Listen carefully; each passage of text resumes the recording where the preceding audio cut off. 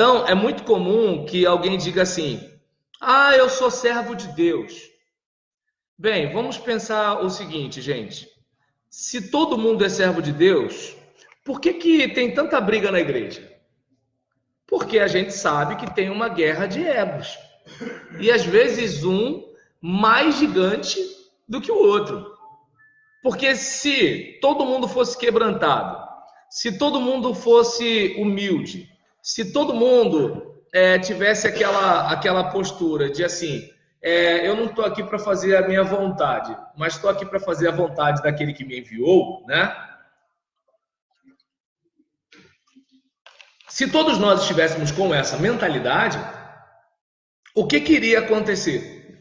Quando um tentasse ferir o orgulho do outro, um ia dar o braço a torcer, fazer o deixa disso.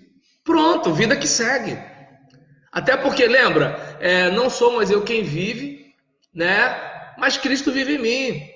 Então, se não mais vivo eu e Cristo vive em mim, então eu estou morto. Morto não reage.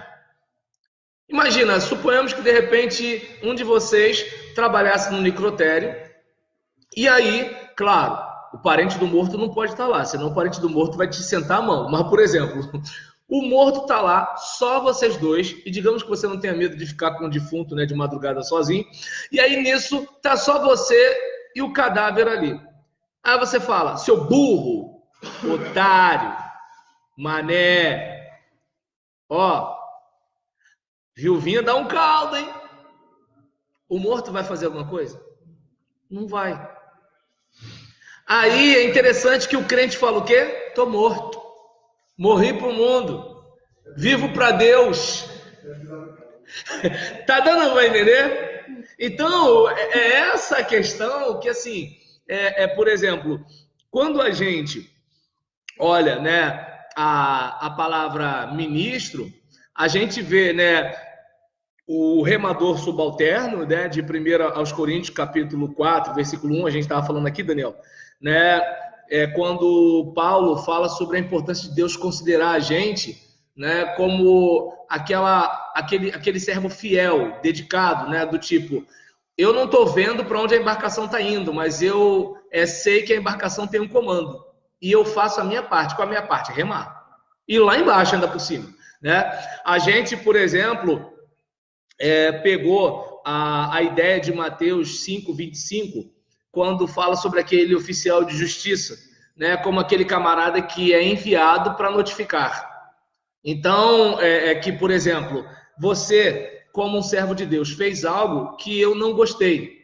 Mas se você é um enviado de Deus, minha afronta não é contra você. Então você não precisa esquentar a cabeça. Minha afronta é contra quem enviou você. Mas a gente tem visto totalmente ao contrário. A gente tem É. de uma tal forma como se fosse. Isso. E é onde começa a gente adoecer, ficar com raiva. Aí mudar de igreja, entendeu? Por isso, porque a gente ainda não tem esse entendimento de, pô, essa planta não é para mim. Não é comigo, mas é com Deus. Mas até a gente entender isso, não. Entende como é que é o negócio? E aí, embora dá para a gente entender um pouquinho, porque o que acontece com a igreja? Há uma confusão na cabeça de boa parte dos membros. A maioria dos crentes vem na igreja um lugar para eles serem atendidos e não um lugar para eles servirem. Esse é o caso. O cara, por exemplo, suponhamos, pastor André acabou de organizar uma igreja.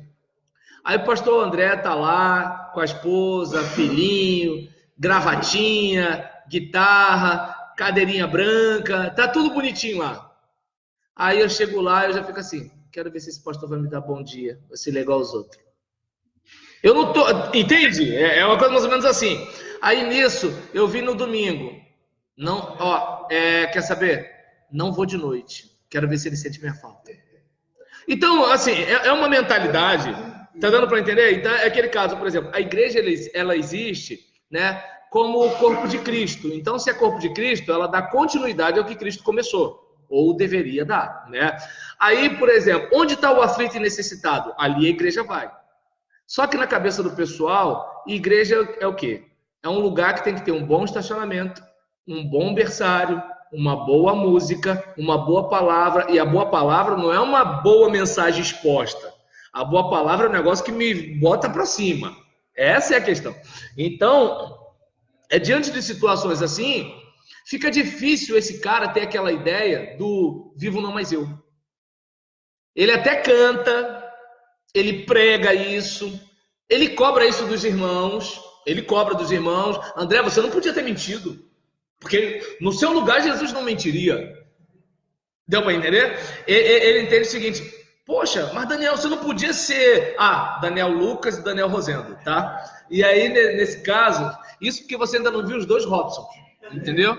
Não sei se vai ter dois André também aqui, né? Aí, será que vai ter dois Roberlan? Então, então, por exemplo, observa bem como é que é a situação. É aquele caso, né, de você olhar, né, para cobrar do outro irmão, que ele seja parecido com Jesus, e não cobrar de si mesmo, né, que eu seja parecido com Jesus. E aí, imagina, gente assim vai para a igreja como quem está indo para a loja de Santini para comprar sapato. Ou seja, eu quero aquele, não deu não, troca, vê o outro. Ou seja, como se todos os irmãos estivessem à disposição dele e ele fosse um cliente. Afinal, ele é dizimista, ou seja, ele paga para ter um bom atendimento. Ele paga para ter uma boa água gelada. Ele paga, tá entendendo? Para o pastor ir na casa dele. Ele paga para ter um bom data show para ver bem o negócio. Ele paga para ouvir um som que não esteja distorcido. Ele paga. Ele paga para o ministro de música preparar uma boa ordem de culto. Então, nisso que ele paga, e ele é cliente, dificilmente ele tem essa mentalidade que os cristãos, quando o cristianismo era um movimento e não era ainda religião, né? Quando o cristianismo era um movimento, os cristãos não tinham nada disso. E eu desconfio que com todo sofrimento, eu acho que eles eram mais felizes do que nós, né? Oi, Adriel. O senhor estava conversando com o nosso pastor esses dias e a gente entrou nessa questão em relação à igreja. Nosso pastor teve que viajar e eu fiquei com a igreja há 8 meses lá, né, com o pastor auxiliar dele. E eu comecei com ele e falei, pastor, a minha preocupação é justamente nesse sentido, que você parece, uma pessoa não disse, que você é um funcionário da igreja. Exatamente. Então, assim, aí eu até falei com ele, eu tenho um trabalho. Então, assim, quando eu tenho um trabalho, eu dependo da igreja. Agora, se dependesse, rapaz... Se dependesse da igreja, ia ser totalmente diferente. Aí, eu não sei se dá para vocês perceberem o tiro que a própria igreja dá no pé com essa membresia equivocada. Observa bem, imagina. Se você, né, é aquele obreiro de tempo integral, apaixonado pelo ministério, olha quanta coisa você pode fazer. Só que como você sabe o tipo de tratamento que você vai receber, aí você fala o quê? Não quero ministério integral.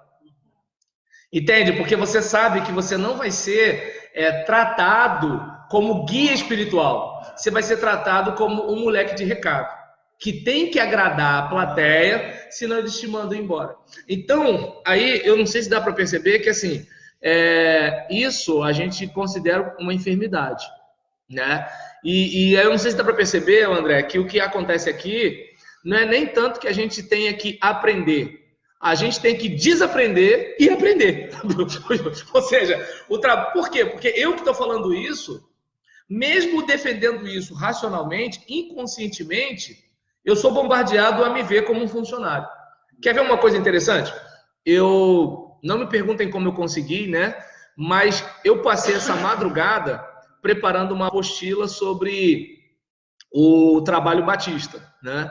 Então, a questão da origem, as teorias na Europa, Inglaterra, Estados Unidos, Brasil, maçonaria, né? Esse negócio todinho. Eu fiz ficou maneiro.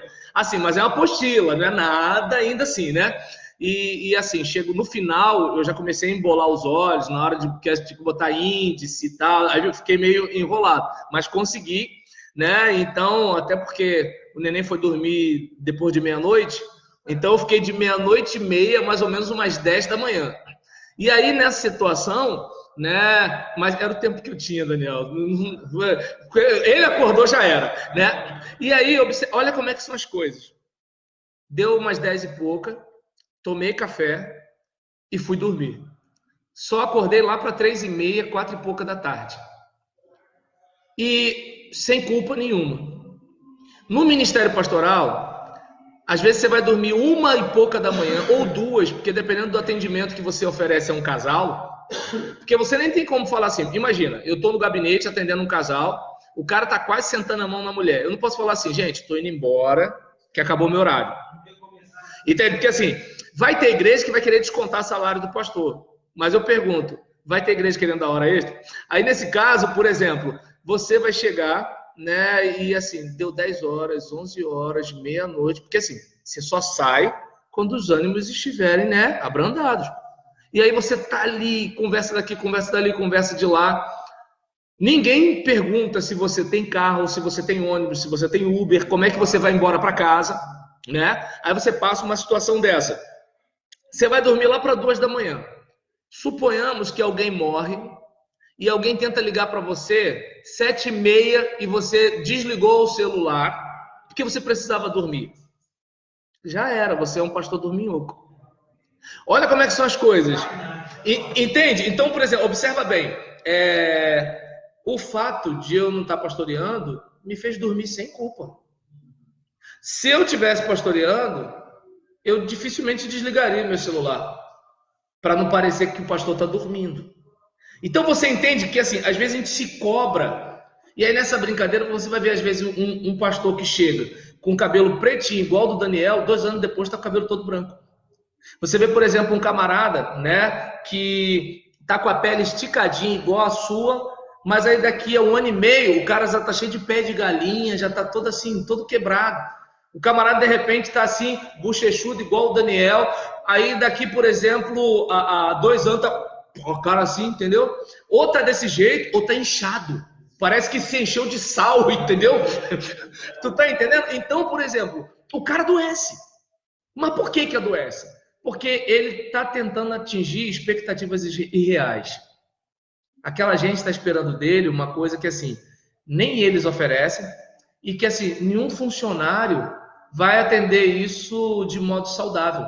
Por exemplo, você está no trabalho, você faz o quê? Você volta para casa e descansa. No ministério, a pessoa, por exemplo, ela quer te tratar como funcionário só na parte da demanda. Não na parte do tipo, ó, ele está de folga.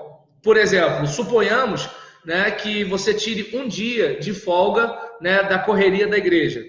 Aí, Daniel Rosendo, a sua ovelha principal, mais querida, mais legal, ele sabe que é o dia da sua folga, mas ele vai ligar para você.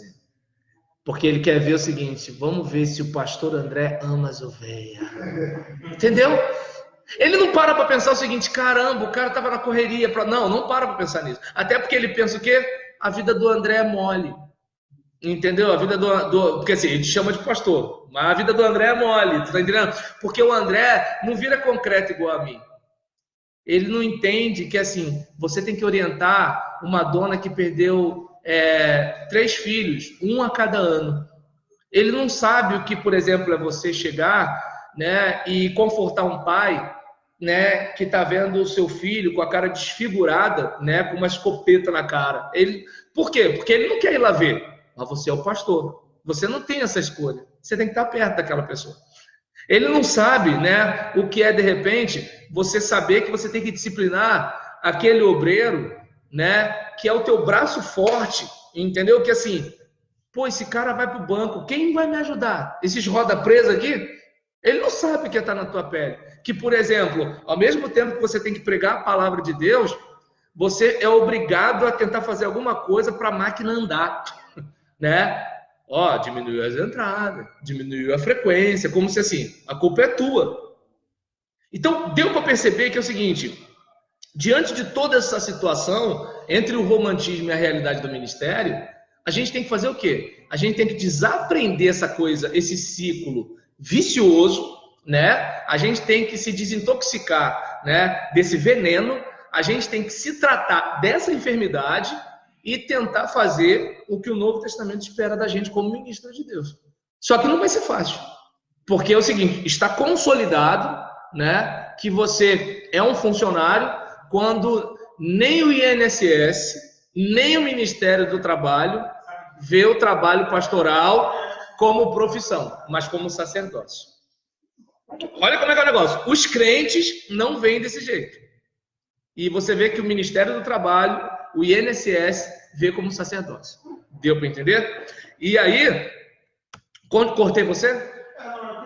A dúvida é o seguinte, esse ciclo vicioso, na verdade, ele foi, de certa forma, construído por nós, né? Com certeza. A gente não passa... A gente não passa aquela imagem, você passa aquela imagem do pastorzão, né? Você vê isso! O super-herói.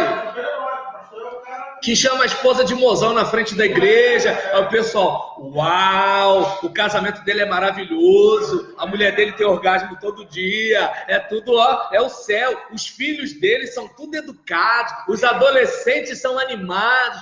Pô, o cara é igual a gente, velho. Entendeu? E aí, daí onde, por exemplo, às vezes, né, vou pegar essa situação, né, da questão da depressão e do suicídio. O camarada, por exemplo, suponhamos que ele está deprimido ou está com síndrome do pânico, seja lá o que for. Como ele é obrigado a mostrar que ele é um super-herói, ele sofre sozinho. Chega uma hora que ele não aguenta e se mata. E sabe o que aquela raça de gente vai dizer? Ah lá, não era crente de verdade. Tava com demônio, tava com encosto, entendeu? Percebe como é que é o negócio? Então, aí é onde Paulo fala, né? Tem cuidado de ti mesmo, né? E da doutrina.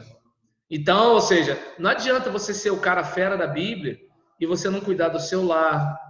Não, desculpa a citação da música do mundo, é a primeira de hoje, tá, Daniel? Segura o teu filho no colo, sorri e abraça seus pais enquanto eles ainda estão aqui. Então, se você não fizer isso, ficar naquele negócio, eu amo a igreja, poxa, que bênção, ame a igreja, mas a Bíblia fala, ame o teu próximo como a ti mesmo. Até porque Jesus já morreu pela igreja. E ele tinha o poder de pegar a vida dele de volta. Se você morrer pela igreja, você vai pegar a tua vida de volta? Tá dando para entender? Então, esse é o caso, né? E aí, a gente falou de 1 Coríntios 4:1, a gente falou de Mateus 5:25, a gente, por exemplo, pegou o caso de Romanos 6:22, a ideia de nós sermos escravos, né, de Cristo, né? E assim, a ideia, né, essa palavra, né, que a gente conhece como doulos, né, para informar que os cristãos foram libertos do pecado e se tornaram escravos de Deus. Então, outra coisa que é difícil você falar para um crente hoje, cara, não sou eu que estou dizendo não, é Paulo. É Paulo, em Romanos 6:22, dizendo que, olha, você agora é escravo de Deus. Ou seja, você não tem vontade própria. É Deus que manda. Entendeu?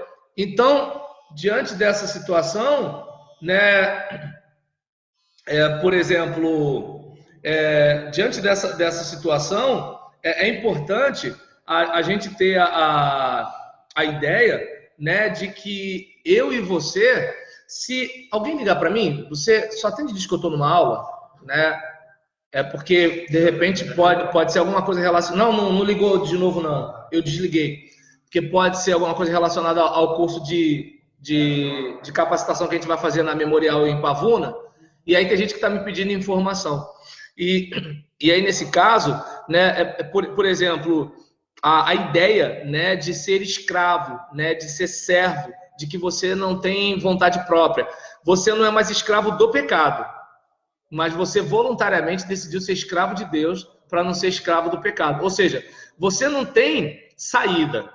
Ou você se submete plenamente a Deus, ou você vai se submeter totalmente à maldade do seu coração.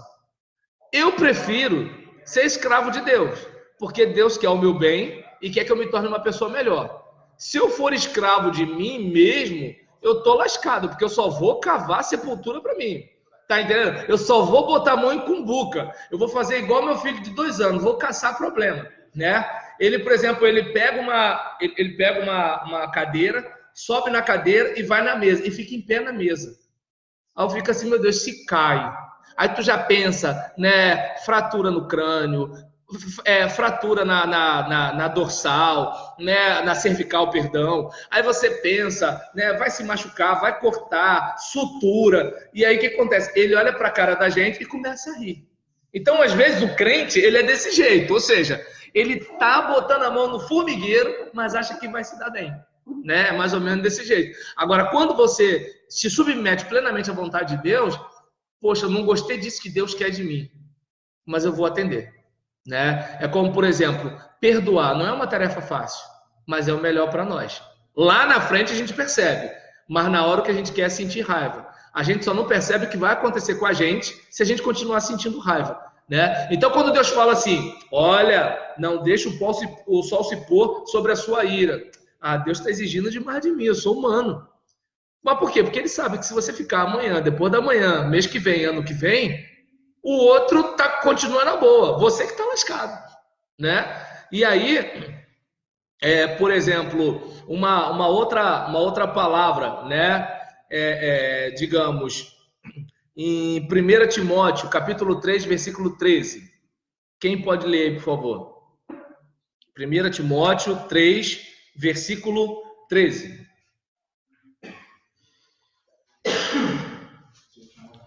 1 Timóteo 3,13, pode falar.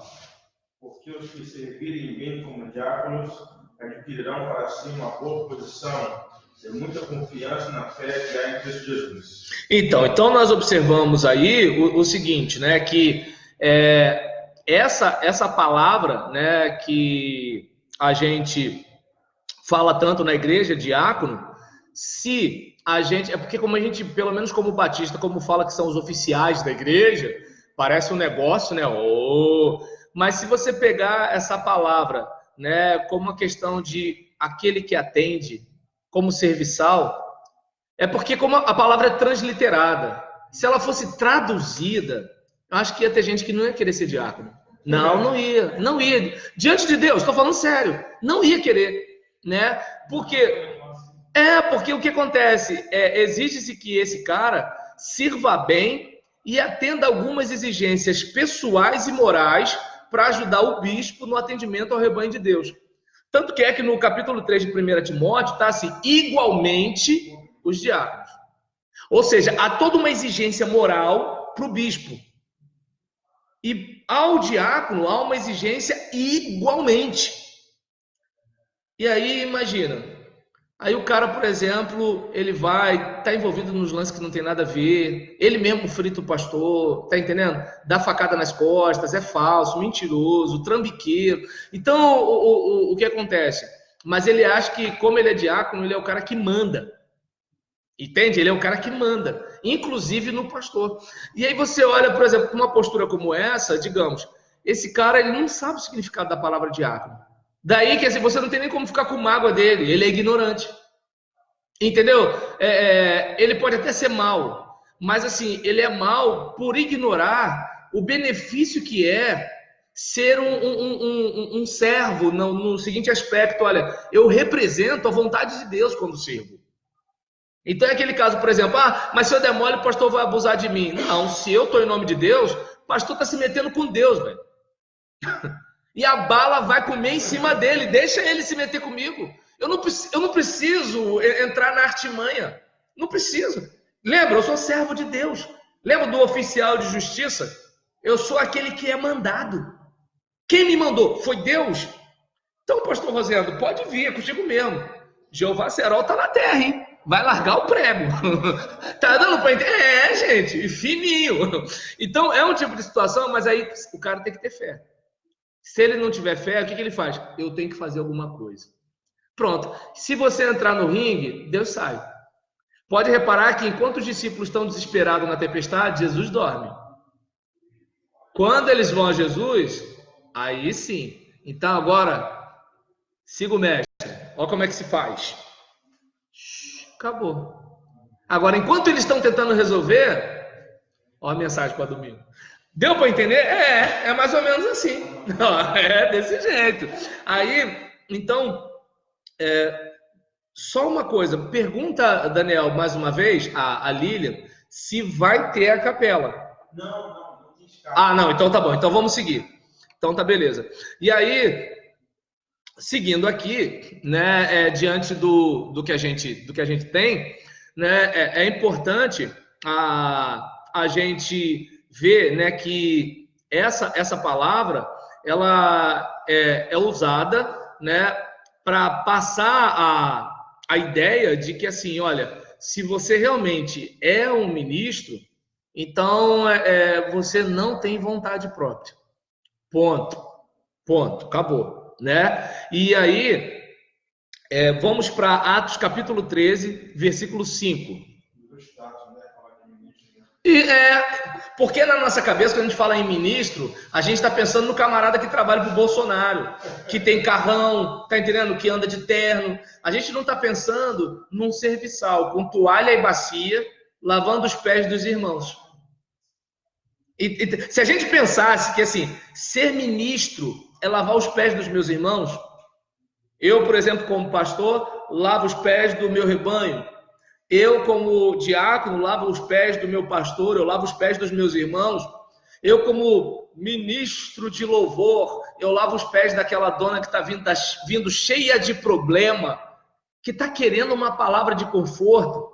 E eu vou estar ali cantando, não a música que eu quero cantar ou a que toca no rádio, mas a música que eu pedi a Deus durante a semana, né? E que entramos em conformidade com os irmãos levitas, porque eu não imponho a minha vontade sobre eles, porque o ministério de louvor não é meu, mas é da igreja, deu para entender? E aí acontece, e a gente coloca no altar de Deus o que a gente vai extrair, né? E de preferência, né? Se o camarada tiver um pouquinho de sensibilidade e humildade, qual vai ser a mensagem pregada de manhã, qual vai ser a mensagem pregada de noite, né? Não necessariamente pelo pastor, né? Não necessariamente pelo visitante, mas a questão de a gente estar em harmonia, entendeu? Então, aquela situação de assim, olha, eu tô aqui para ministrar, tô aqui para lavar os pés dos meus irmãos, como Jesus fez com os seus discípulos, né? O problema é que eu quero ter meus pés lavados. Ah, todo mundo viu meu pé sujo, ninguém me ajudou. Ô, miserável, tu ajudou quem? Deu para entender? Eu sei que tu ajudaste, tá, André? Mas assim, que falar errado, sei lá, parece gostoso, mas eu vou me policiar. Ainda bem que o pastor Gerson não tá vendo isso aqui. E aí, nesse caso, a respeito disso, né, Atos capítulo 13, versículo 5. Quem pode ler?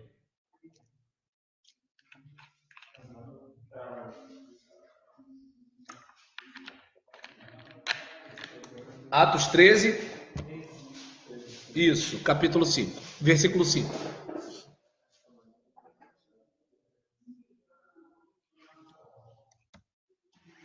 Chegando em Salamine, proclamaram a palavra de Deus nas sinagogas judaicas. João estava com eles como auxiliar.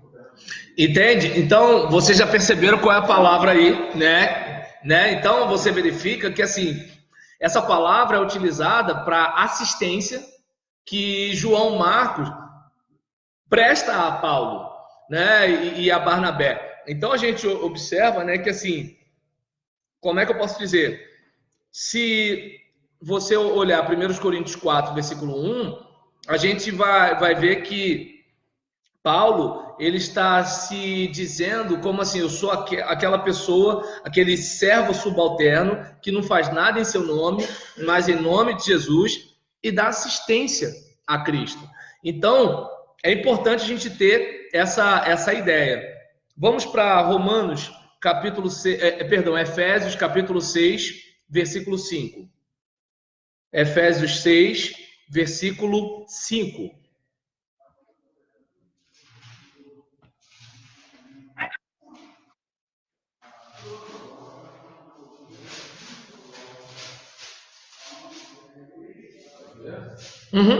Quanto a vocês, servos, obedeçam a seus senhores aqui na terra com temor e tremor, com sinceridade de coração, como a Cristo. Então, mais uma vez, você observa que assim, a palavra que a gente traduz por servo está relacionada àquela pessoa que não tem vontade própria e cuja vida está totalmente nas mãos do seu Senhor.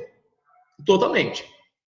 Então, é aquela ideia de que, assim, eu gosto muito de, quando eu falo de ser servo de Deus na igreja, eu gosto de falar sobre os filmes de escravos no Brasil. Porque quando a gente fala servo, fica um negócio bonito, romântico e tal. Aí eu falo assim, você imagina o senhor de escravos chegando, falando assim, ó, faz aquilo. E o escravo falando assim, vou não, posso não, quero não, minha mulher não deixa não. Tá entendendo? Você não imagina um negócio desse. Tu tá maluco, rapaz? Como é que tu vai? Tu tá doido? Deu para entender? Agora, olha como é que os tais servos, os ministros, tá entendendo? Os diáconos agem nos dias de hoje. Aí eu vou e falar, porque eu sou um ministro do evangelho, ordenado. Tá bom, pastor, você serve a quem? Tá dando para entender? Eu sou ministro de louvor. Domingo à noite eu entro, prendo, arrebento, eu faço, aconteço. E eu olho para o céu e ainda digo, sem mim, nada podeis fazer. Né? Então, só falta dizer isso, né? É porque assim, o cara sabe que se ele fizesse, ele se queima politicamente. Mas no fundo do coração dele, é o que está acontecendo. Porque se ele fosse um pouquinho mais quebrantado, ele transmitiria isso para os seus irmãos. Não tem como. Se você é uma pessoa quebrantada, você vai transmitir isso, né? E aí, é diante dessa... E uma outra situação. Pois não, pode falar. Assim, eu estava pensando aqui, quando ia Éfeso, Império Romano, é uma sociedade escravocrata. Aham. E aí, ou seja, tinha essa interação, realmente, entre o Senhor e o servo. E aí o Evangelho veio igual hoje. Exatamente. E aí imagina uma confusão na mente do Senhor, que agora é acostumado a chamar de escravo, É irmão. E agora é irmão, cara. Aí observa bem, olha como é que é o negócio. O evangelho choca muito mais no primeiro século do que hoje. Hoje, por exemplo, ninguém é senhor de ninguém, mas todo mundo quer mandar em todo mundo. Aí é muito cacique para pouco índio, é muito capitão para um navio só. A tendência é o quê? A gente fica aí, nesse movimento sem deslocamento. Esse é o problema, né? E aí, boa sacada, Daniel. E aí, em relação a isso, a gente observa a questão de que, assim, a vida do servo está totalmente na mão do Senhor. Se o Senhor falar assim, ó, senta aí, levanta, quer saber? Tô a fim de bater em alguém, estende a mão aí. Tá entendendo? Quero dar tapa na cara de alguém, vem cá. Tô com raiva, entendeu? Quero chutar uma costela. Então, o que acontece? O cara tá à mercê do seu Senhor, né? E aí, digamos, eu digo para Deus que eu sou servo.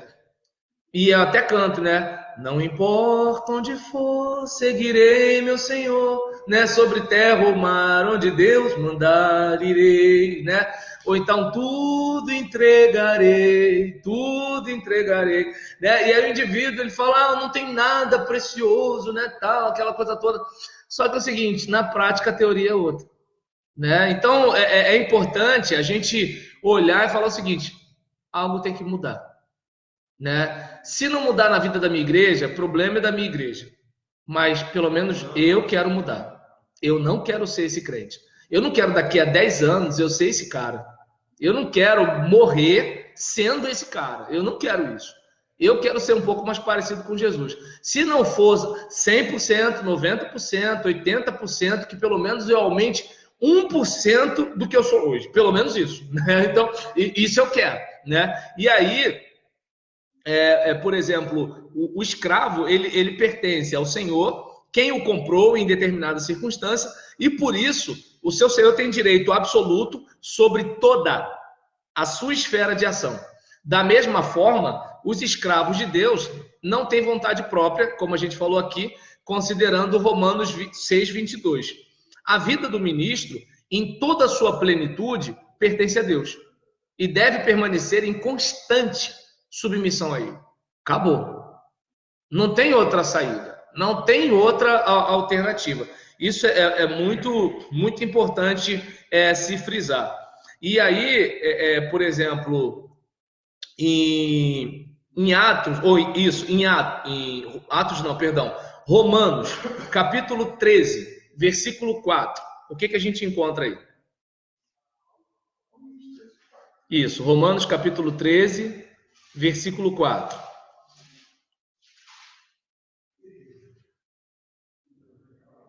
Porque ela é ministro de Deus para o teu bem. Mas se fizeres o mal, teme, pois não traz de balde a espada, porque é ministro de Deus e vingador para castigar o que faz o mal. Então, eu não sei se dá para perceber, né, que assim, não sei se vocês conhecem esse capítulo. Esse capítulo está falando sobre as autoridades constituídas, né? Então, está dizendo que as autoridades constituídas são como um diácono, né? Para quê? É designado, né, como serviçal, como atendente, mandado por Deus para a manutenção do bem comum e a punição de malfeitores. Aí é claro que alguém vai dizer assim, não, eu não tenho que tratar o Bozo desse jeito não, tá entendendo? Se toda autoridade é concedida por Deus, entendemos que Deus ele coloca um funcionário lá. Se eu me revolto contra ele, eu estou contra a vida dele. É importante a gente lembrar que quando Paulo escreve isso aqui, ele está escrevendo um período que, assim, o governo não era bonzinho. Deu para entender? Tem gente que hoje fala o seguinte, não, mas o governo não está fazendo isso certo, não sei o que lá. Como nós somos uma democracia, nós temos essas ferramentas. Por exemplo, tem a possibilidade do impeachment? Vamos lá. Tem a possibilidade de ir para as ruas sem quebrar ônibus, sem tacar fogo no carro que o Robson comprou e está pagando prestação. Tá dando para entender? Sem, por exemplo, pegar morteiro e matar um jornalista. Ou seja, você pode, numa democracia, usar instrumentos para quê? Para deixar claro o seguinte, olha, nós não estamos satisfeitos com o seu serviço. Serviço. Tranquilo. Coisa que na época de Paulo não podia fazer. Só que o que os crentes estão fazendo hoje não é isso. Os crentes estão tratando a autoridade de um modo que, assim, se fosse o pai deles, mesmo que o pai deles fosse gerente de boca de fumo, eles ficariam tristes se fosse falado. Mesmo que o pai deles fosse um viciado em crack, eles ficariam magoados. Mas é pai dos outros. Eu não sei se vão perceber que é o seguinte, uma coisa, eu não sei se vocês estão conseguindo entender o meu raciocínio. Eu não estou dizendo que, assim, você tem que ficar com cara de retardado, dizendo assim, não, por exemplo, no caso, o ex-presidente Lula não é mais presidente, mas se fosse, não, ele não fez nada de errado, não é isso que eu estou dizendo. Só estou dizendo que é o seguinte, preciso tratar com respeito. Antes da Dilma ser impeachmentada, né, tinha gente fazendo uns memes dela de lingerie, no assento sanitário, no Facebook. Eu falei à minha igreja, gente, eu não quero ver minha igreja fazendo isso. Um cristão não faz um negócio desse. Deu para entender? Até porque é o seguinte, eu estou falando do cara, mas eu faço coisa igual e pior. Sendo que eu preciso olhar para Romanos 13 e ver o seguinte, peraí. Quer ver uma coisa interessante? Quando Pilatos fala para Jesus, olha, você não sabe que eu podia soltar você? O que Jesus fala para Pilatos? Você não teria nenhuma autoridade se do céu não lhe fosse dada. Aí observa bem, André, Jesus respeitando a autoridade do covarde do Pilatos, que para ficar bem com a massa, lavou as mãos. Eu não respeito a autoridade. Jesus respeitou a autoridade de Pilatos, entendendo que ele só tinha aquela autoridade porque do céu era dado. E eu não respeito os governantes do meu país. Se eles não se respeitam ou não respeitam a posição onde eles estão, é problema deles. E nós temos os mecanismos adequados para isso. Por exemplo, presidente, o ministro do Supremo, o presidente da Câmara, do Senado, o vereador, o prefeito, não tem rede social? Posta alguma coisa lá. Faz um vídeo no YouTube. Quem sabe viraliza e chega nele. Tá entendendo? Faz uma passeata, faz alguma coisa do tipo. Agora, por exemplo, daí a trazer algumas ofensas que, como cristão, a gente não deveria ofender nem o morador de rua. Porque a gente está aqui para abençoar e não para maldizer. né? Porque tem gente que pensa que amaldiçoar é só rogar praga. Não, amaldiçoar é maldizer, é falar coisa ruim, né? Deu para entender o meu raciocínio? Eu não estou dizendo que a gente tem que tratar os caras como semideuses. Por exemplo, Gandhi, Martin Luther King são uma demonstração clara, né, de uma resistência não violenta. Tá dando para entender? É o seguinte, olha, isso que você está fazendo não está justo. Isso não está certo. Agora, não é isso que alguns cristãos estão fazendo aqui. Você percebe que é o seguinte, quando é um viés, né, político, eles vão e, quando é o outro, eles aliviam. Então, por exemplo, quando é o candidato de esquerda e eu sou direita, eu tenho um discurso. Quando é o político de direita e eu sou esquerda, eu tenho outro discurso. E não aquela coisa assim, tá certo ou tá errado.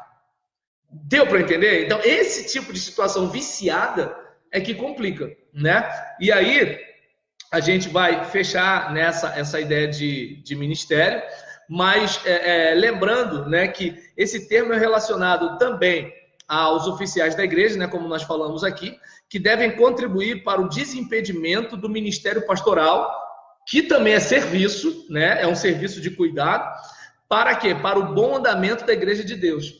Tem diácono que atrapalha, pastor. Quando o trabalho do diácono é o quê? É desimpedir o pastor. Pastor, vai lá, deixa que eu mato isso aqui. Pastor, resolve lá, deixa que eu resolvo isso aqui. Né? É aquele caso, eu estou aqui, para quê? Para você poder fazer o seu ministério. O meu ministério é desimpedir o seu. Né? Esse é o meu trabalho. É só isso. Né? Eu estou aqui para quê? Para você poder fazer o que Deus mandou você fazer. Porque se eu não fizer, você vai ter que fazer o meu trabalho. Entende? E eu não precisa perceber que qual é a inversão que a gente tem. Às vezes você vê o pastor fazendo um trabalho diaconal e você vê o diácono fazendo um trabalho pastoral. Não tem como dar certo, gente. Não tem como dar certo. Né? E aí, nesse caso, a partir dessa compreensão do termo diácono, que cada um que se apresenta como ministro seja revestido de humildade, como criados, serventes, servos, atendente. Já viu aquele garoto lá no Bob's que atende você? Quando pensar em diácono, pensa num negócio desse. Tá dando para entender? Não pensa como aquele camarada, né, de terno e gravata que fala o seguinte: senta aí, levanta. Não, pensa naquele cara do posso ajudar? Né? Então, né, que executam as ordens de Deus. Aí